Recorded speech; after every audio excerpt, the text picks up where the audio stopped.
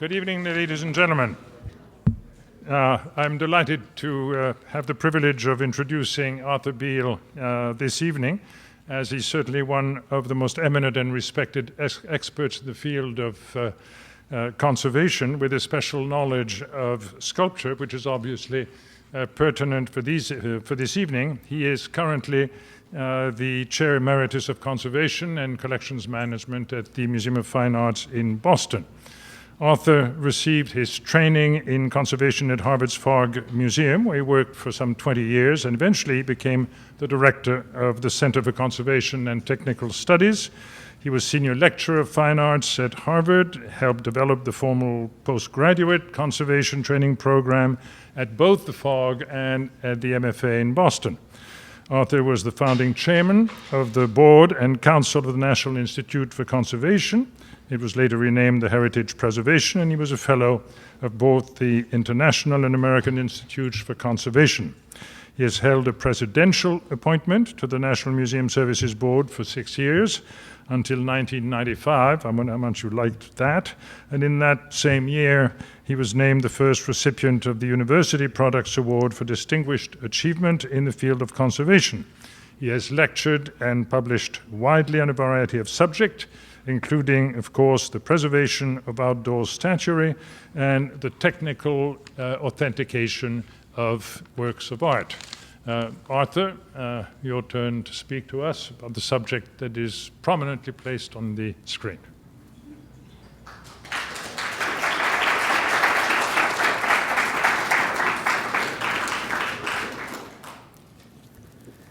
Thank you very much, Philippe, and thank you for the French Institute of Alliance for hosting this event tonight. And of course, not the least, this wonderful audience we have of a number of specialists and senior specialists and scholars. Harkening back to my years at Harvard, I tend to be look against this as a body of students, but so I've arranged a small quiz at the end of this. And just to keep you awake, so that I'm going to give you all the clues in the course of the evening, hopefully, if I don't run out of time, my allotted time. In a nutshell, my experience is through the apprentice system and being a practicing sculptor. I was trained to be a sculptor and very quickly decided that wasn't an economic route to take for myself.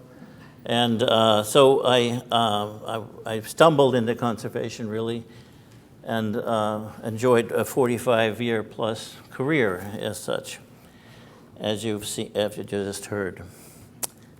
But that training as a practicing sculptor is what I'm going to talk about tonight, because I discovered, despite the fact I entered academia at Harvard, bringing a knowledge of making sculpture and the techniques was something fairly new to the Harvard students, particularly the art history students, and even at the graduate level.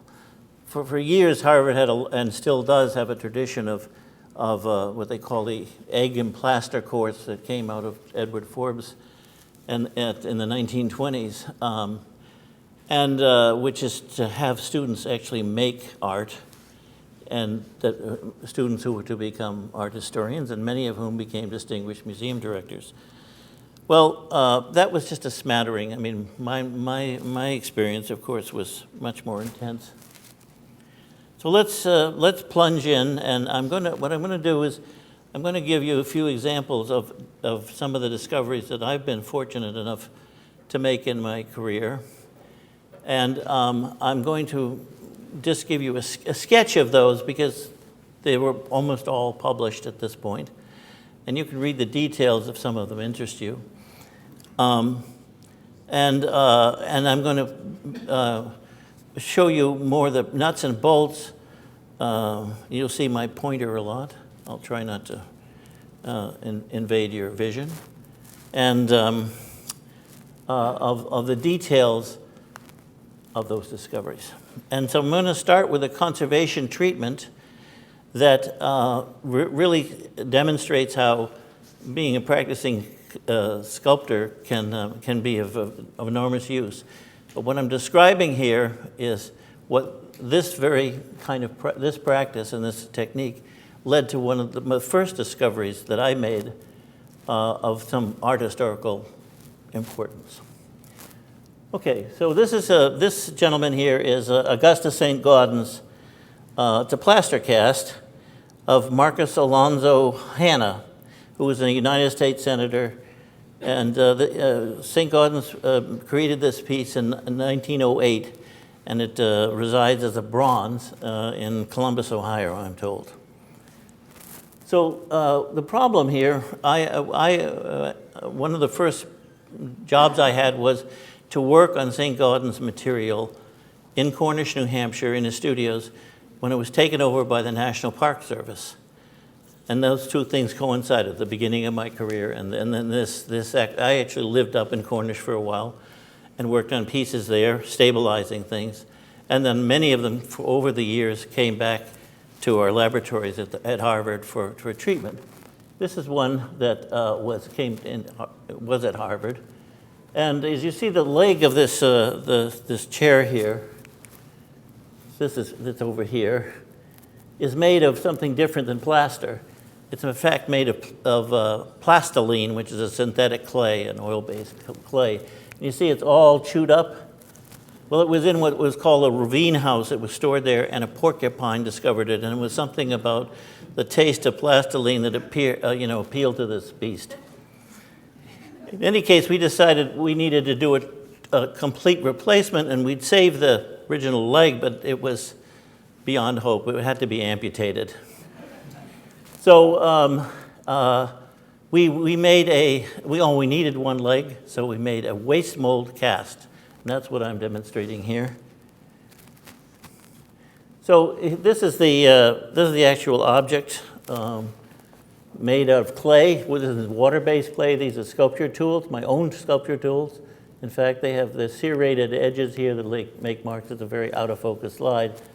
And so we were making the first layer of mold over here, and it's dyed blue because that's called a warning layer. When we actually make the cast, we need to know, not to go any deeper than this, or we'll damage the actual cast, because now we're looking at the mold.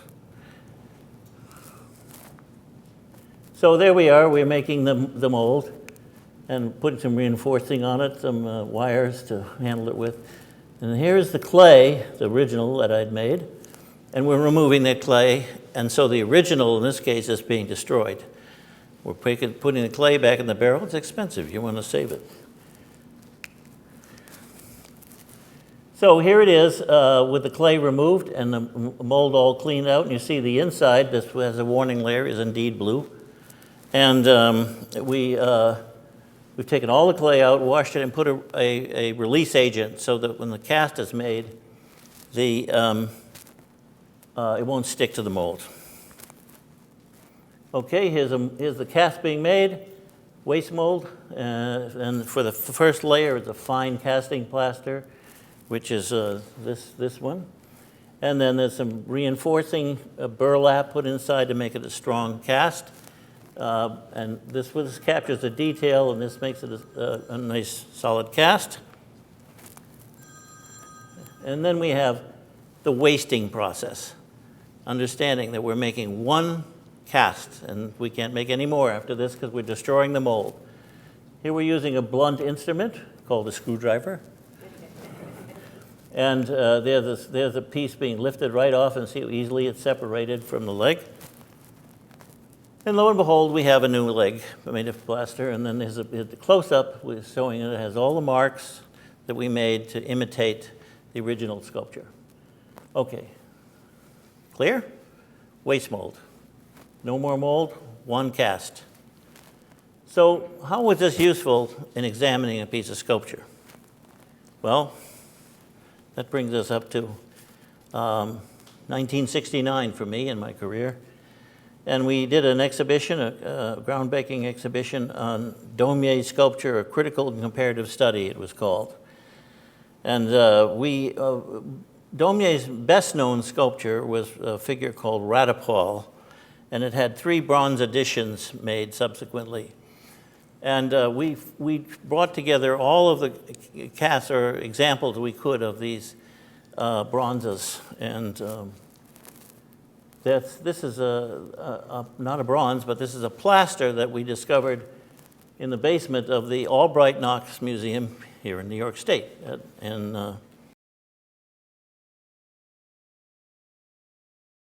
It's located in Albright Knox, for those of you who don't know, in Buffalo. And the first thing I did was to examine it to see how it was made, to see how it related to all of these bronzes. And this is a detail over here of the, oops, I'm going to go backwards. Nope. Yeah. This is a detail of the head up here. And you see there the tool marks, and these tool marks suggest there was a mold line there. And in this case, that mold lines were made not by the modeling tools, which you see there. These are the modeling tools. I did that again, sorry. These are the modeling tools with the serrated edges. These are wires with serrated edges. These are steel tools. These are what are plaster working tools. And they also have serrated edges, but they leave, brittle. They're not for plastic materials like clay, wet clay, or plasticine. So they leave distinctive marks, and you can read them just like you could a fingerprint. If you've used them, you know exactly which tool made what. All right. So, and then there are some other things I noticed immediately on this cast, that there were impressions. It was a very fine cast. In fact, it even had fingerprints that are probably Daumier's fingerprints that cast through on the surface. And then here fabric imprints. And if any of you worked with wet clay, you know you have to keep it wet constantly, and you put rags on it, and the rags, if they have any fabric to them, they leave the imprint on the surface. It was said that he used clay out of his backyard. It wasn't very highly fine or expensive clay that he bought in a store. And I said, wow, this is a fantastic cast, and immediately said, I believe it must be a waste mold cast, and this is a unique piece of plaster. Now, Albright Knox and anyone else had paid any attention to this. I just remember that when it arrived for us, they had insured it at a nominal for a few $100s, and we sent it back, and we insured it for $200,000. It was the closest thing to Daumier's hand that you could have. It was even though it was a second generation, it was a cast from a waste mold. Okay, what are some of the other things that we learned about it? Well, this is the waste mold line, and here's a mark made for a similar looking. It looks like a screwdriver, right? The end of a screwdriver. Well, it probably was, because when they broke the mold off at the waste mold, it left a little dent. And this mold line here, you'll have to take my word for it. And again, I'm not going to give you all the details, but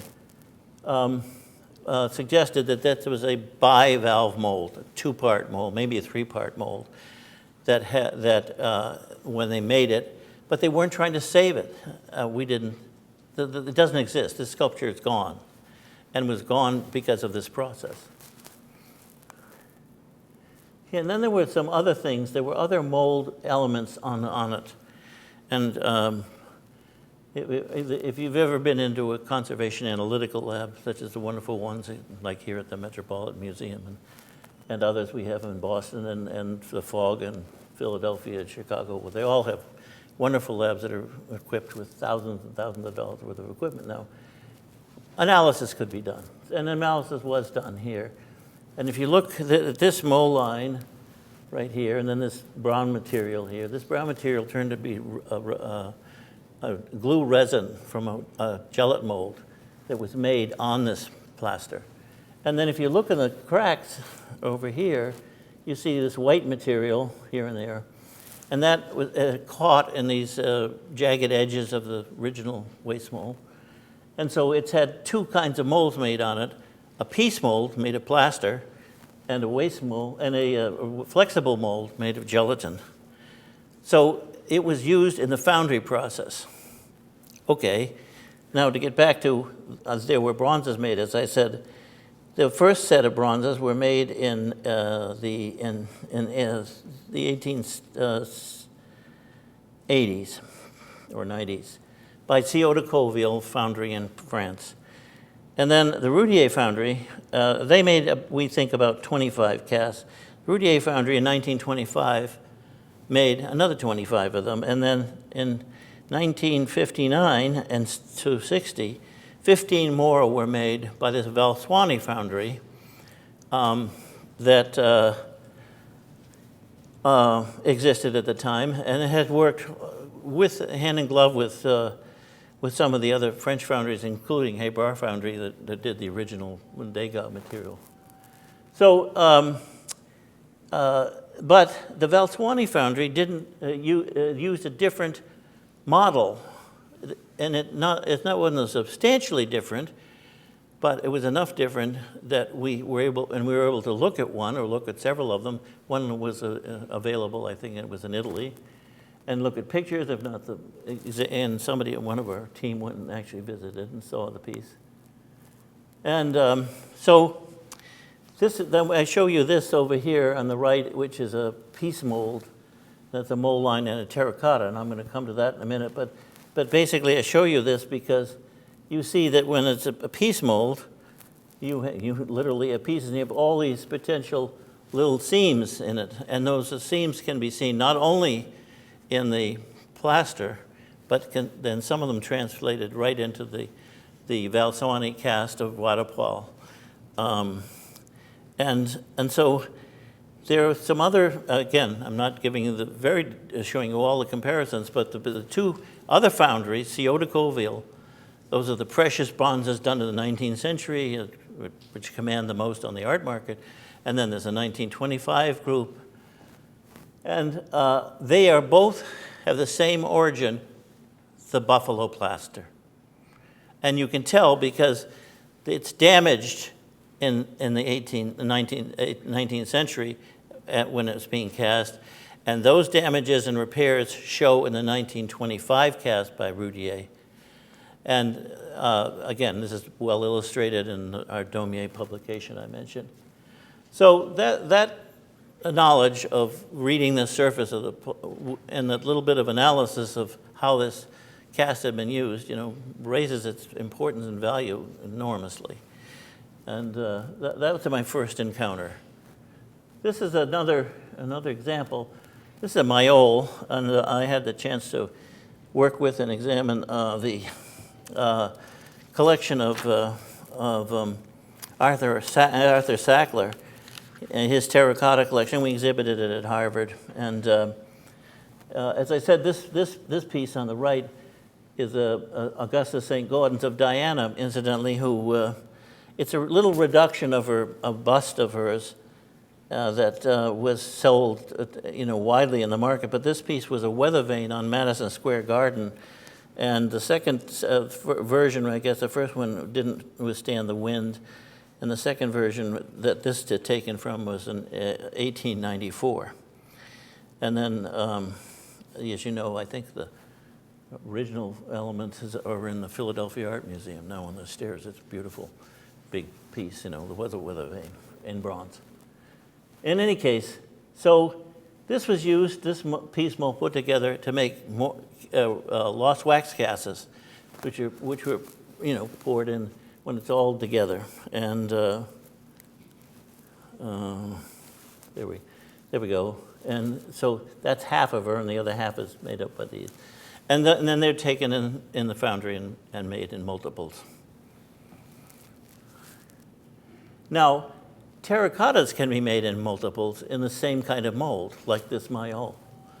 And you can see the mold lines have never been chased off, and yet it was then fired for some reason. But in any case, these mold lines before the clay the clay is still wet, of course, can be removed.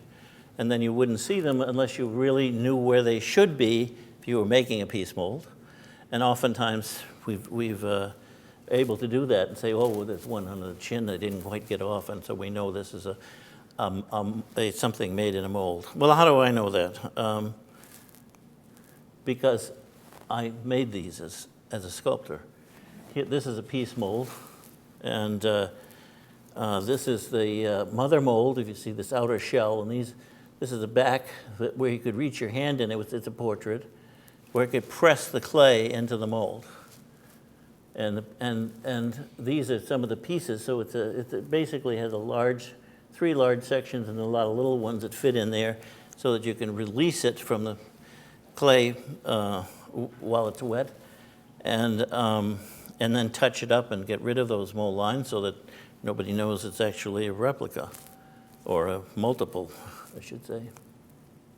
So here's the surface detail of my terracotta. And I look at this and I can see this mold line I hadn't chased off yet, and what I call drag lines from undercuts in the sculpture that get caught on the mold, and then they have to be fixed, so to speak. Okay, so how important is that? Well, here are a couple examples. I was working at the National Gallery for a number of years in the Crest collection of Renaissance medals, but under contract from Harvard. And one day when I was there, they got a damaged sculpture that I got to look at and take a picture of. And this is a Houdon child that broke in half in shipment. And what you're looking at, green, I'm looking green and green, is the seam of that. And it's a pressed terracotta. In fact, you can see Houdon's, or whoever made it, fingerprints in here. And this is where the two halves came together, and they put a slip of clay and then pushed the two halves together, and then it was finished on the surface and fired. So it's again, a multiple. And this is another Houdon that I was examining for a museum who was considering purchasing it. And I said, well, I can see a few things on it that look like they might be mold lines, but actually, to be sure, let's take an X-ray of it or radiograph of it and see how it looks inside. And so, lo and behold, inside you see there's the seam, and it's the equivalent of this seam. And I said, well, the dealer who's selling it is selling it as a unique Houdon, made by Houdon, not a multiple that's made in a mold. And it's not. It came out of a mold.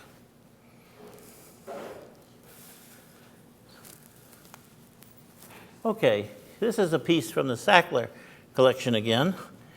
This one is a Carrière Belez Colombe, they dated it to approximately 1870.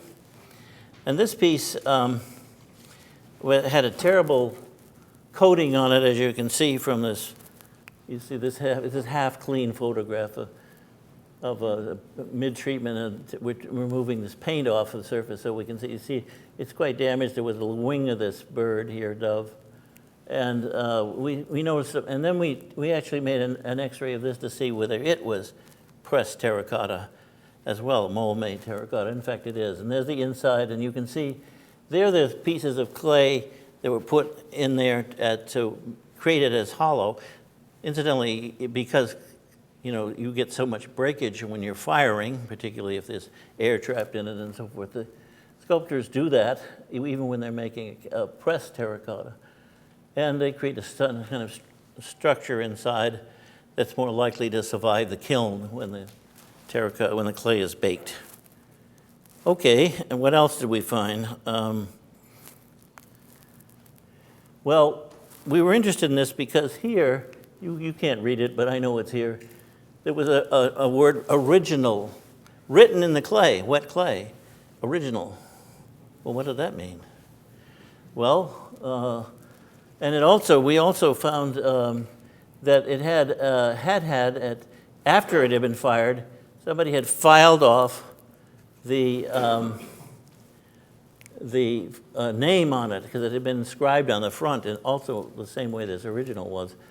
And so its name had been disguised. And then this date had been in fact, I think as I recall, added in clay and then baked in place, but the 18 dated it. So it has all these anomalies about it and information about it that come about as a matter of the technical examination and, again, a knowledge of how multiple terracottas are made, particularly in the 19th century, and how common they were. All right, now we're going to move to bronzes. And this particular one, this is a Spanish dance by Degas. And it belongs to the Chapel Hill Museum in the University of North Carolina, the Auckland Museum. And Charles Millard, whom I had a long association with it, when he was a graduate student at Harvard and got his PhD, wrote his PhD on Degas sculpture, and it's been later published as a really prime piece of research. He spent years working on at Princeton with the Princeton University Press. So this piece, Charles was putting together an exhibit for the blind. And he asked me, he said, I want you to oversee a bronze that I can have the blind touch, and a really important piece of sculpture.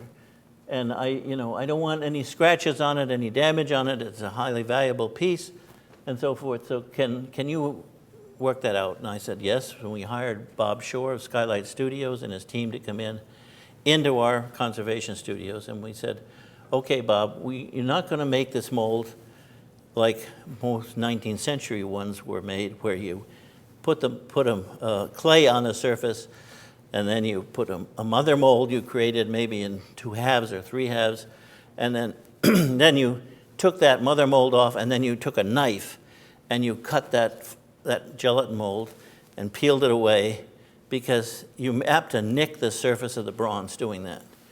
I said, I want you to create a piece mold out of the equivalent of gelatin. Of course, he's using synthetic silicone compounds in the 20th century. So this is quickly, not to bore you, I've just given you a little quick view of how that was accomplished. You see, this is plastiline. It's actually clean clay, unlike the old 19th century and early 20th century plastiline, which has sulfur in it, which tarnishes metal, and it's a plague for conservators and museums. This is a clean clay, has the sulfurous chemical in it. And this is even cleaner clay out here. And they've buried half of this model in that clay. And this line drawn along here in that it's a, there's no aqueous, no water in it. It's an oil-based clay. And he's going to create molds, plaster molds, and he's going to pour, and we as conservators put a protective coating on the bronze, and he's going to pour this synthetic silicone rubber mold on it, and it'll be made in pieces so it can be released in pieces without cutting it. Is that clear? So there's the mother mold with holes in it and for pouring and venting so that there's no air trapped in it. And this is, again, a very abridged version. There we are taking the mold off, and here he is actually pouring the silicone rubber, white rubber in here, and there's some that's come out the holes. And so he's making it the way you would a plaster piece mold, only using liquid synthetic rubber. And there is the model in it, and there's the mold, which is a little lighter blue here, and there's a white mother mold plaster. And there you go. There's the mother mold, and the bottom half has been cast. And now here it's putting the clean clay on this half. The thickness that the ultimate piece is going to, the rubber is going to be. And all the white you see is the plaster mother mold. And there's, again, the pouring. We call this a sprue, by the way, and that's important. Up here. That's where and the two halves were held tightly together. Oftentimes they're banded with rubber, or they're in the foundries, or somehow, so that the mold material doesn't seep out. But still, you get a seam line. Okay? And there it is. There's the rubber now being peeled off of the Spanish dance, the bronze. And as I say, I'm giving you a bridged account here. And there are the three mother molds with their mold materials in them. And now they're ready to make the casts. Now, the casts were actually made in a foundry, and they never dealt with the original Spanish dance.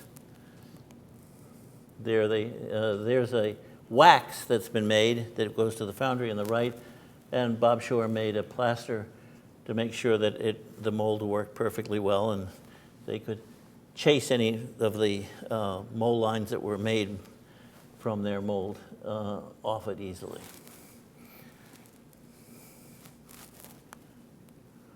Okay, now moving along to our next event. This is an exhibition that I was involved with called Metamorphosis in 19th Century Sculpture, an exhibition and publication, and that happened in 1975. The unique thing about this for me was that the study for the exhibition was much grander than the actual exhibition.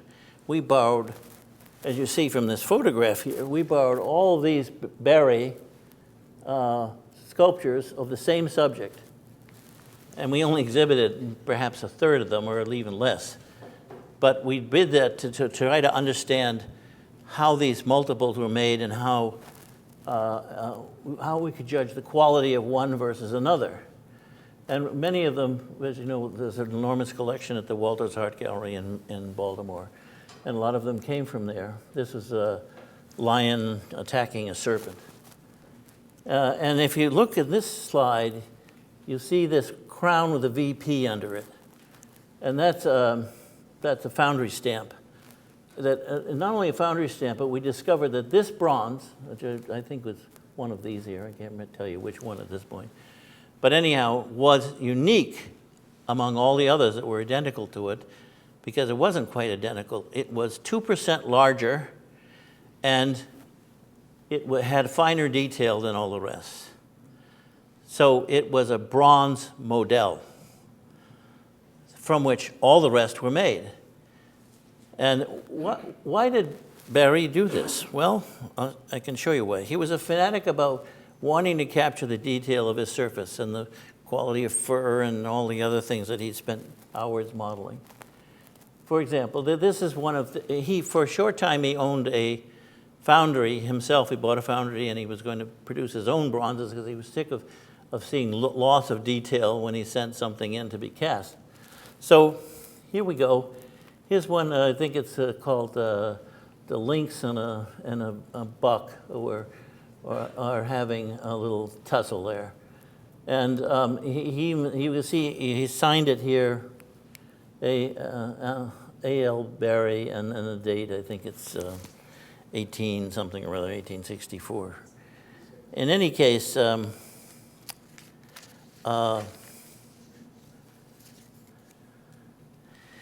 he did this by casting this solid.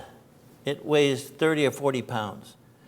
And because he didn't want any shrinkage, loss of detail, but of course it did shrink. It shrank the normal 2% that when metal shrinks and cools when it shrinks. But he did get a wonderful surface, so he modeled this thing in wax and he made one cast.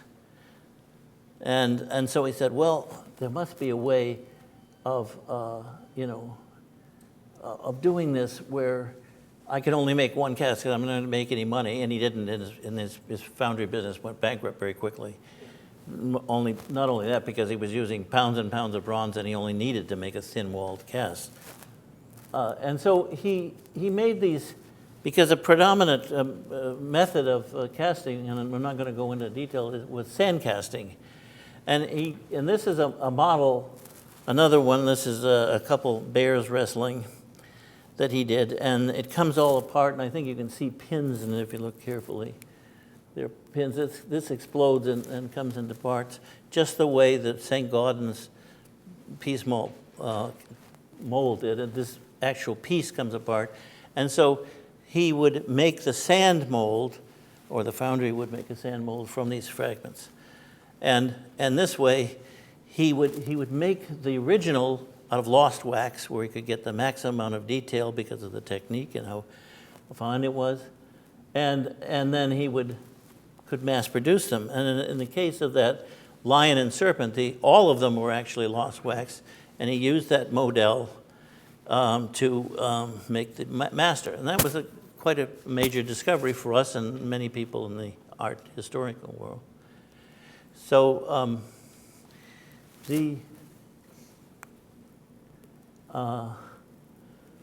so how is that information used? Well, we're coming along with that.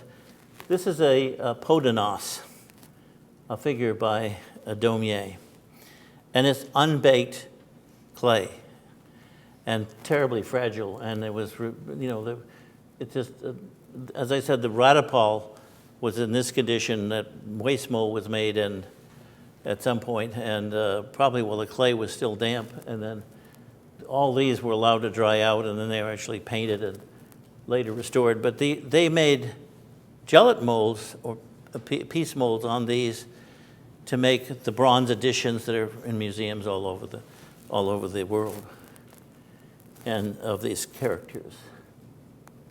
So for this exhibition on Daumier, I wanted to make one to demonstrate how this process worked. So I took a bronze and I actually made a synthetic mold, which would be similar to a gellet mold. There. This is the mold. It's red, and I'm making a plaster cast. Here's the mother mold.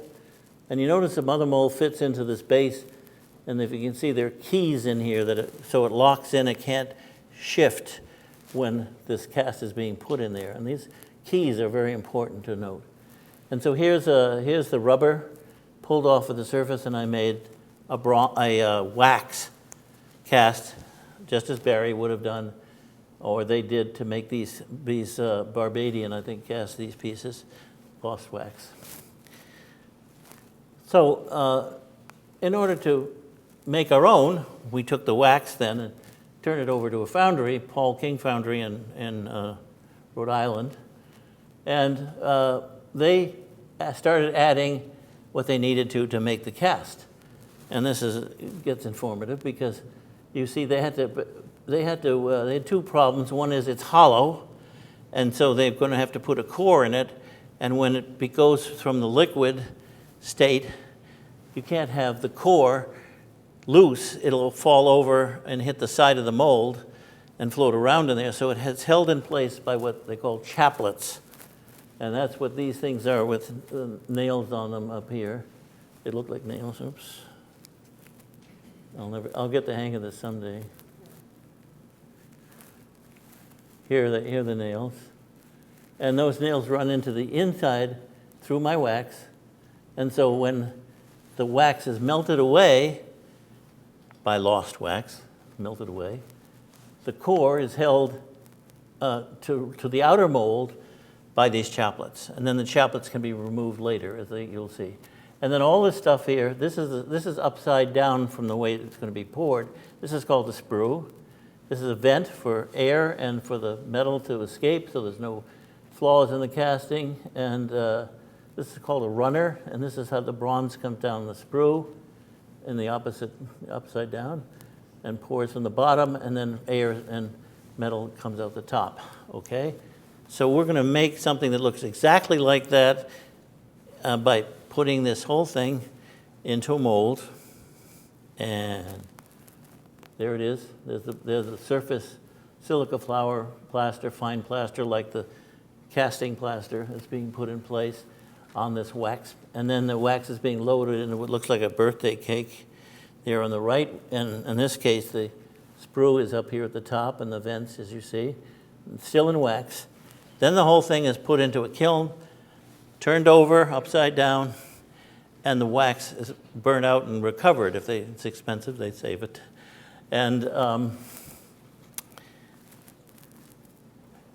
then there's the core being poured before the wax is burned out inside of this cast that the chaplets are going to hold relative to the outside of that mold. And there it is, all finished. The wedding cake is finished. And I had to make several of them so I could demonstrate to the public, to yourselves, how this looked. If you took a saw and I cut it right down through the middle, and I have the sprue, the vents, and so forth. And as you see it, that's as thick as the bronze will be, unlike Barry's piece, which is weight, as I say, 30 or 40 pounds. We're not going to use a lot of bronze here. Okay, there we are. When there's a lot of pressure, when the hot metal is poured in, and so they pack these in drums with sand around them, and you see, I guess there's another picture here we'll show you better. There's the burnout kiln right here behind the workers here, where they're pouring the metal into there and making the cast. And this was constructed to melt the wax out prior to the pouring of the metal. Okay, then you just chip away. In the modern terms, they often use sandblasting to get the mold off, and they sometimes take the core off, some don't, sometimes not. I can't tell you how many times somebody's handed me a cast and they say, "Is this sand cast, is lost wax cast?" I look at the core, or I look at the core profile, and I can tell almost instantly by the material or by what's left in it whether it was sand cast or lost wax cast. Okay, and then the last thing they do with all of that metal that isn't used is put back in the pot and remelted, and the pouring devices are cut off, the vents, the gates, and all this sprue, and then these nails are taken out, and sometimes they're filled, these holes that are left are filled by taking and threading one of these vents and then turning it in there so the metal's the same color and you can't even see them. Okay, now we're reaching the end here. We've returned to Degas. And this is an example of looking at a cast, or 3 casts in fact, and we're trying to decide which one is the origin and which one is a surmoulage or a copy of another bronze, and which one is perhaps a model, as I told you that Barry had, and lots of other 19th century sculptors had used. Turns out, it was very interesting because I had running correspondence while Charles Millard was doing his thesis, and he spent a lot of time in France as well as libraries here in the States during his research, as well as traveling. And he would send me this wonderful correspondence, which I've saved, that dates back in the early 1970s. And one of his letters, he said, "I've just been shown by Madame Hebrard a set of bronzes that are very puzzling." He said, "They say model on them. They've been inscribed the word model, and they're beautiful. They're like none others that I've ever seen. What are those?" They are models. All of those bronzes that are in museums and collections all over the world are surmoulages made from these models. And that was 1970. And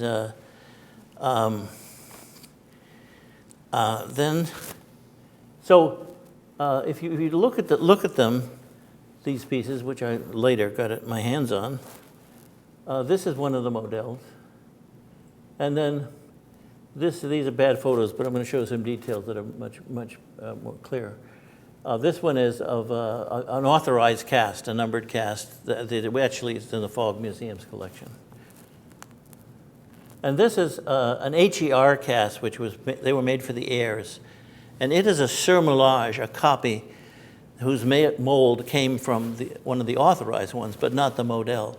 So this one, each one is 2%, 1.5% to 2% smaller, and it's measurable, and has that much less detail in it than the previous one.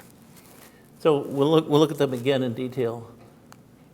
There's the surface of the original model that was taken from directly from the waxes by the gillette mold technique, very similar to the one I showed you that Bob Shore used very carefully, so they didn't have to cut or damage the wax. And as you know, Paul Ellen eventually, these were thought to be lost, but they were in Madame Habrard's basement, and they were bought by Paul Mellon, and they're now in all the National Gallery, except I think one or two that are in the Louvre.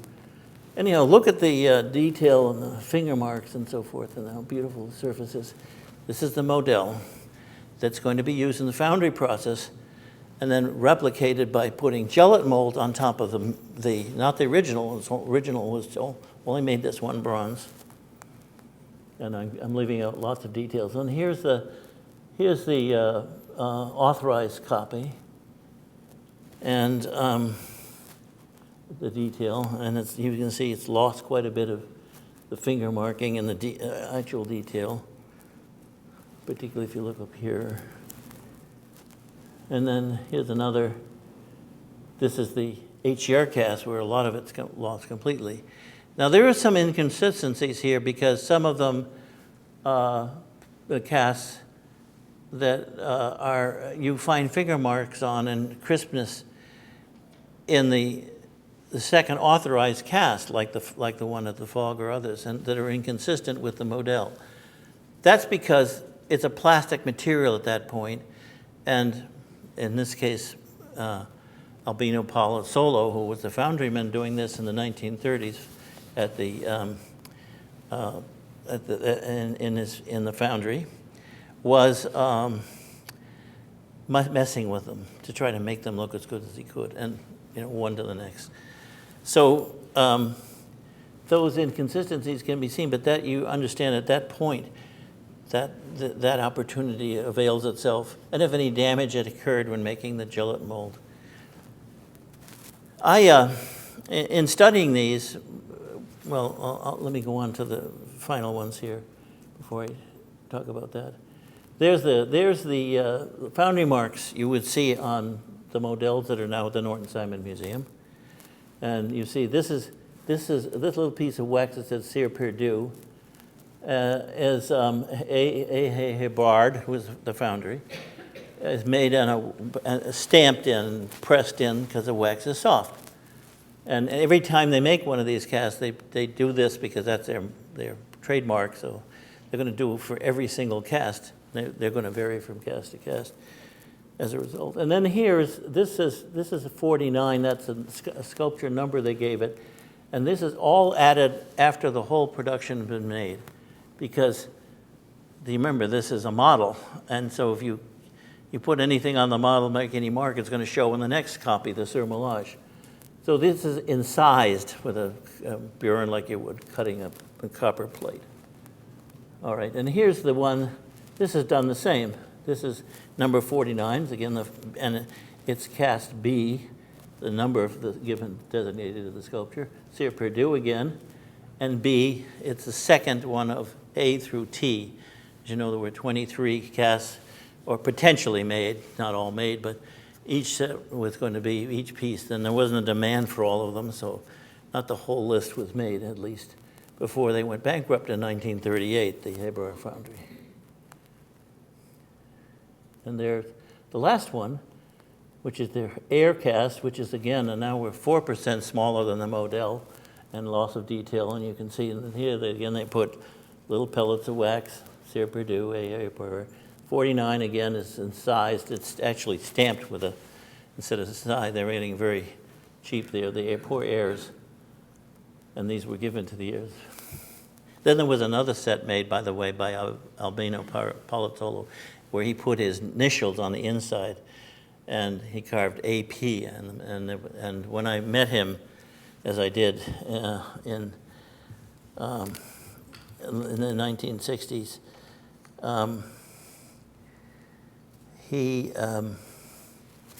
he admitted to doing some of this. And there I am, a lot thinner, and in 1969, I believe this was a picture taken by my colleague, 1970, I guess. He took a picture of me at the Mellon Estate in Upperville, Virginia, when I was looking at these for the first time.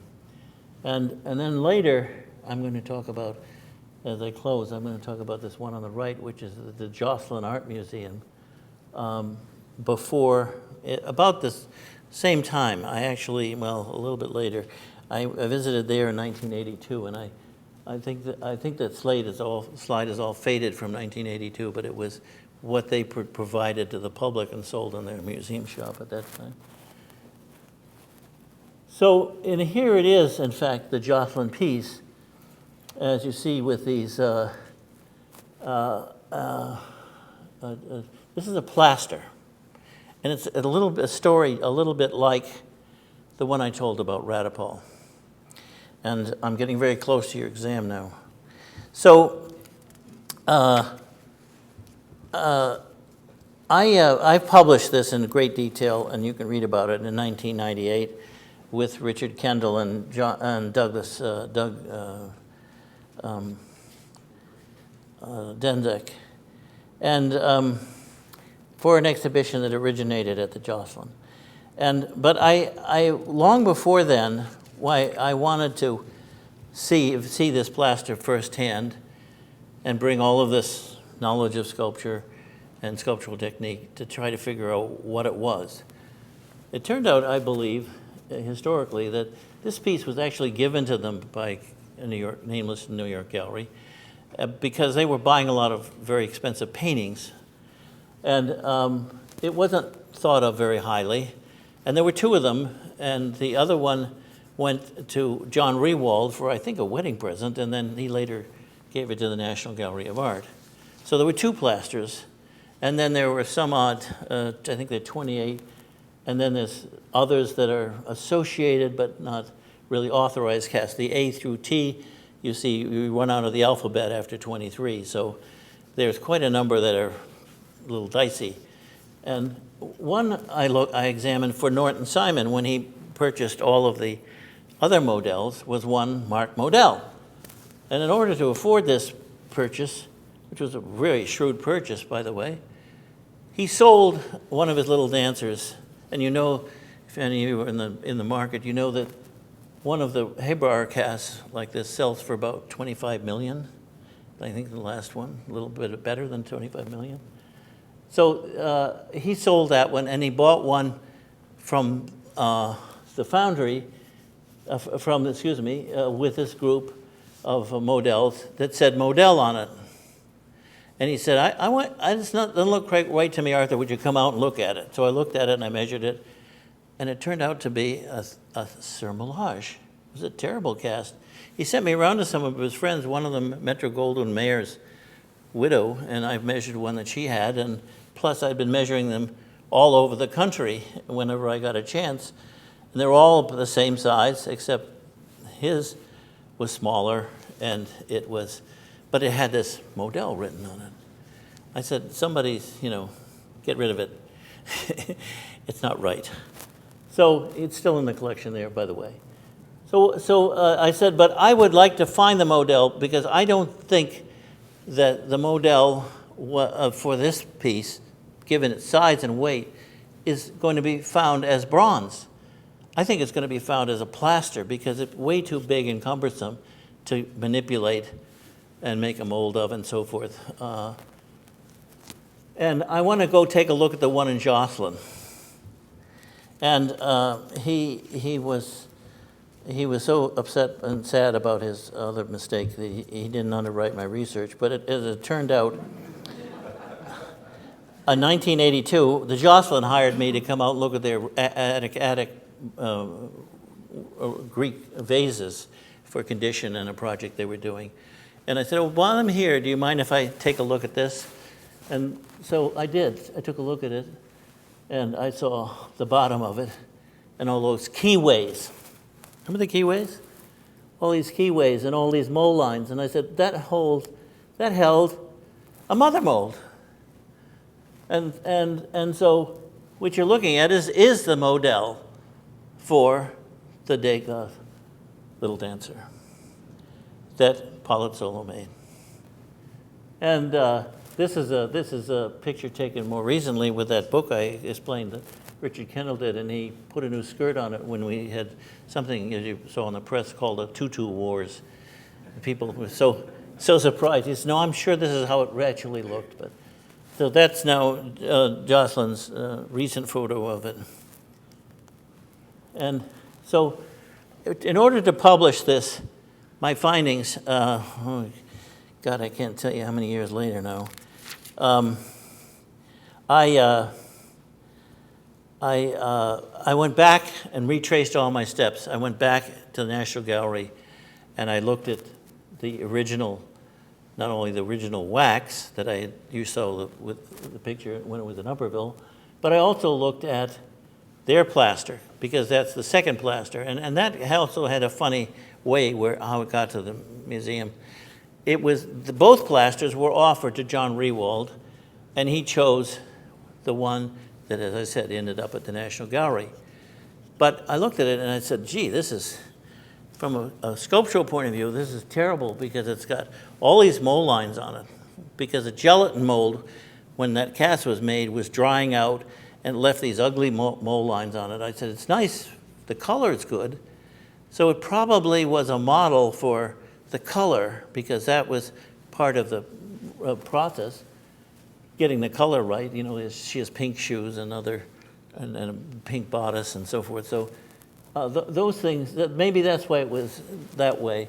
And he didn't like this one because it had all of these mother mold keyways in the base, which meant it was the source of the second plaster. The second plaster was made from this first plaster. So, okay, I started then comparing. I said, well, were these in fact made from the wax?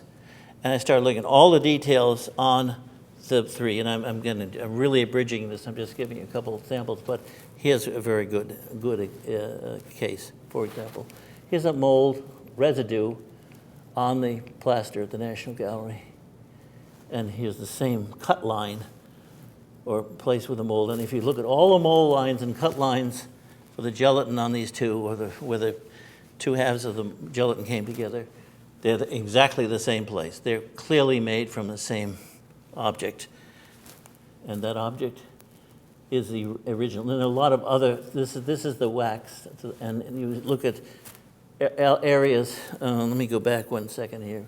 There's something else to look at. For example, this mark here. This mark right here. And this is where the sprue was, I think. And so you find it in all three. All three have all of these same elements, which means there's that same one I'm showing you right there, the detail. This is the other side, and there's this mark too. So there's all these things that this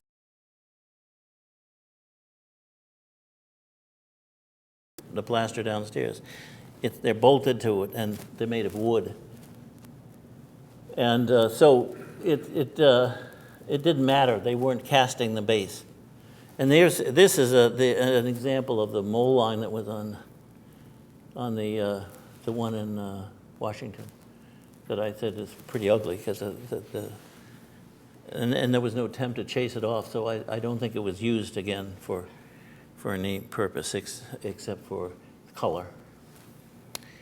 So I think that kind of sums it up, the techniques that are related to sculpture as read by a sculptor. And this is your quiz. You're all ready? It'll be a general poll, so it doesn't matter. And this is a little piece of Degas that has a strange history. And we've radiographed or X-rayed all of these pieces. And the National Gallery has done, I gave them all my X-rays to archive, and then they took their own more recently for that wonderful publication that has come out very recent, year 2000 actually. And so this piece, in that, I just reread that publication last night, and they report that there were some of this particular wax, it's actually plastiline, replicated by Hebrar in the 1930s. I think like half a dozen or so. I don't know where that information came from. But as you see, this armature, by the way, it's unlike, you wouldn't know this unless I showed you others, but it's a store-bought armature.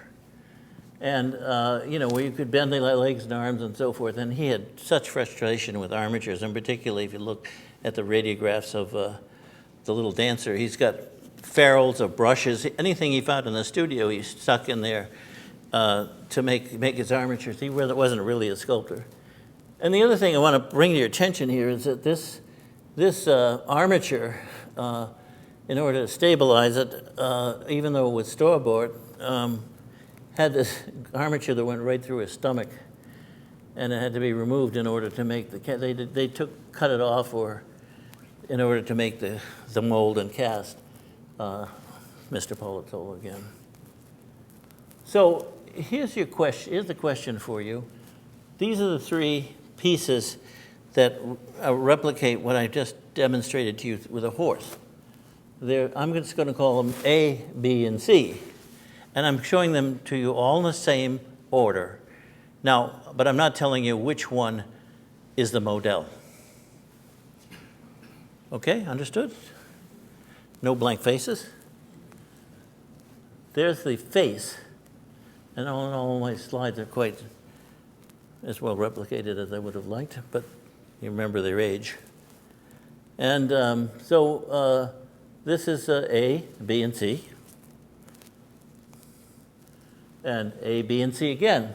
And this is the area where that armature went through that had to be invented because it didn't exist, the belt in the front of the garment. So I have to decide whether the model is A, B, or perhaps C. And you got that in your mind? Okay, now, how many think that I've just given it to you in the right order, that the A is a model and the B is the authorized cast, and C is the surmelage? Anybody? I have one vote there. Okay, how many think that well, we'll try. How many think that C is in fact the model? Yeah, I've got quite a few hands here. I'd say maybe a third of the audience thinks that is. Oh, and how many think that the model is B? Okay. Well, here's the answer. Here's the little Degas. He never signed anything, as you know, and so the foundry did this. They put a little piece of wax. And here again, but I'm showing them to you in the right order. So up here is A, there's B, and here's C. Anyone want to change their votes? Yes. So how many for now say that, well, I forgot them in the same order as model, authorized, and surmelage. Oh, she's going to change her vote. Okay. Well, let's look at the signatures and where the answer is found. Oh my God. Yes, A is indeed. I put them in the right order all along. A is indeed the model. And how do I know? Well, look at it. It says model right here. And it's written in the wax. Unlike, as I explained before, after they finished the casting series, they incised the word model. This one was written right in the wax. And this one says the number 20, and I forget whatever the cast number is. And then this one says NR,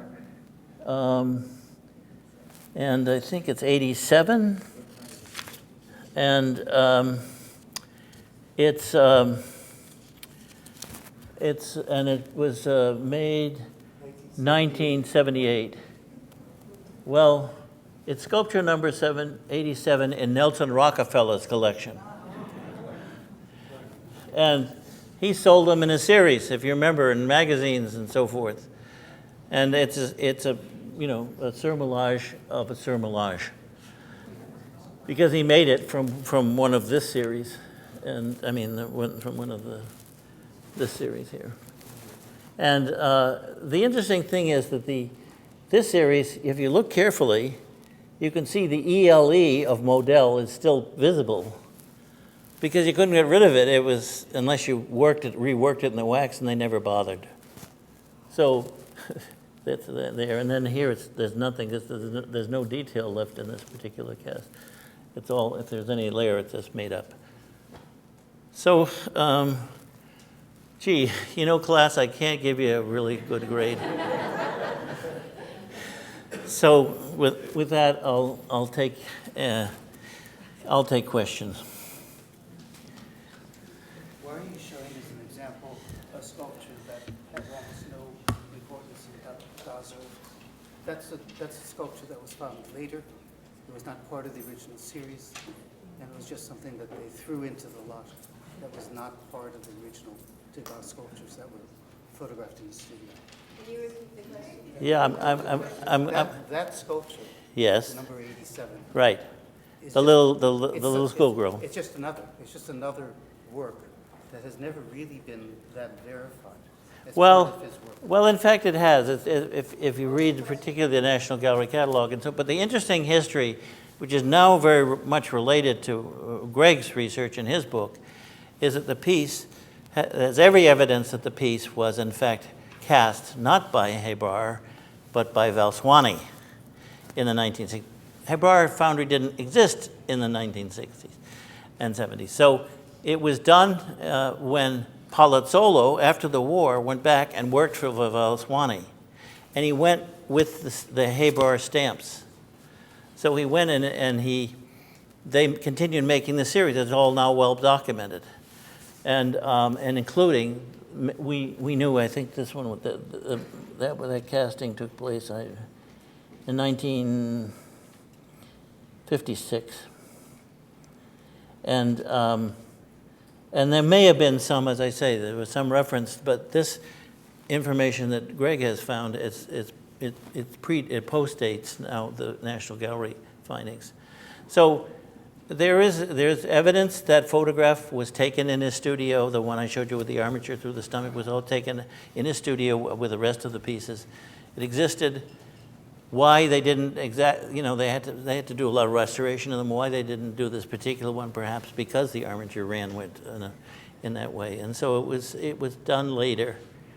And there doesn't seem to be much question that it was by Degas, but it doesn't have the same casting history. Yeah. Interestingly, yes. On your last comment, you said it's by Degas, but it doesn't have the same casting. How should you look at an authentic work of art? How do you determine? I guess the answer is, how do you know somebody's guilty or innocent?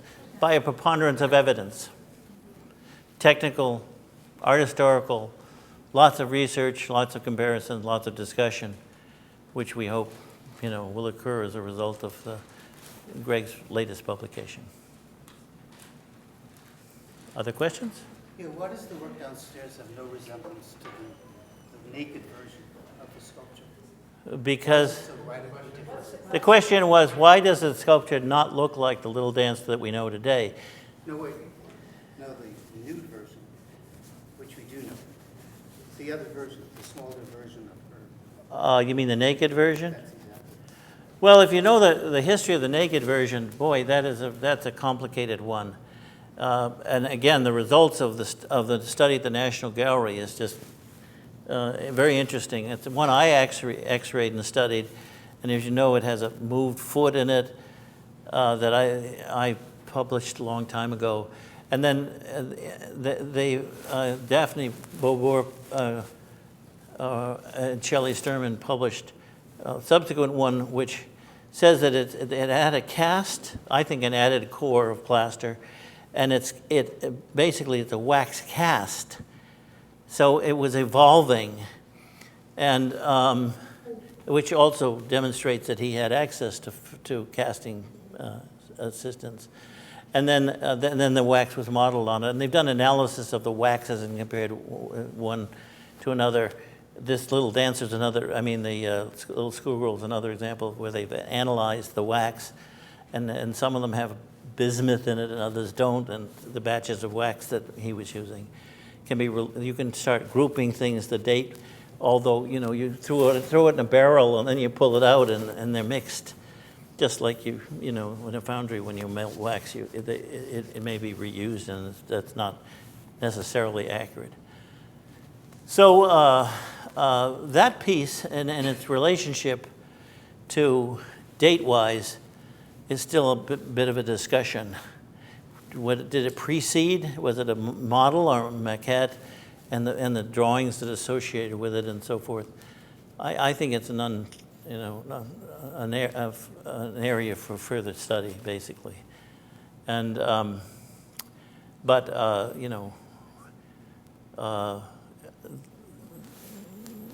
this has been exhaustively looked at, I say, by the National Gallery.